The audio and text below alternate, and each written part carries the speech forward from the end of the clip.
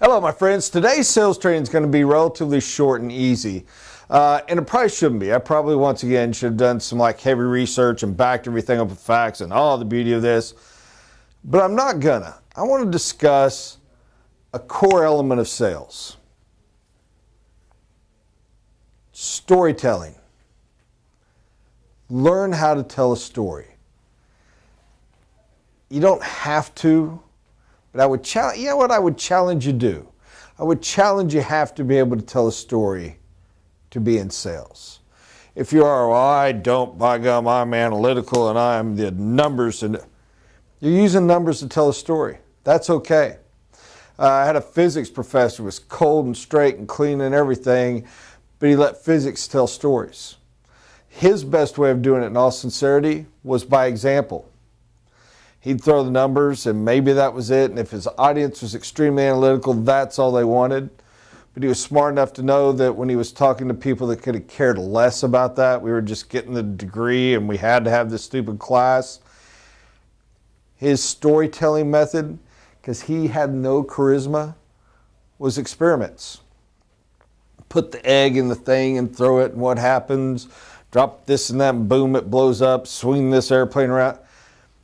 And it made us learn. It made us pick it up. It made us get it. It was there.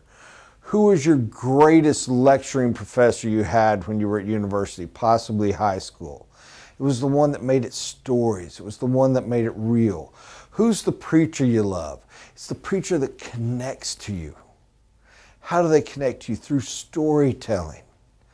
Now, there's a couple of elements to that. One is the story, and the other is the subtext. You can call it metaphysical, you can call it spiritual, you can call it nonverbal. I don't care what you do, but somehow they bond to you.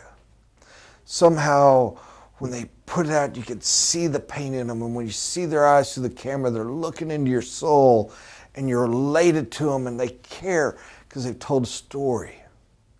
That story, it can be every bit as much nonverbal as verbal. One of the greatest storytellers of all time, I think his name's Garrison Keller, the Lake Wobegon guy. Standard traditional. If you say, well, it's a good storyteller, especially 15 years ago, this guy doesn't even rank, period. You go, that is dry, dull, nothing.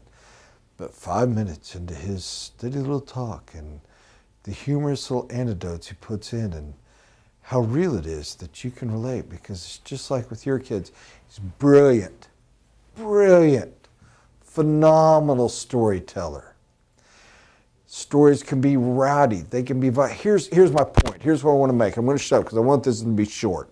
We can dig down deeper in this another day. Find your style of telling a story. If you're a fiery coach and you're an angry coach and you're that's how you tell a story. If you are the gentle, just all shucks, Lou Holtz coach, that's how you tell a story.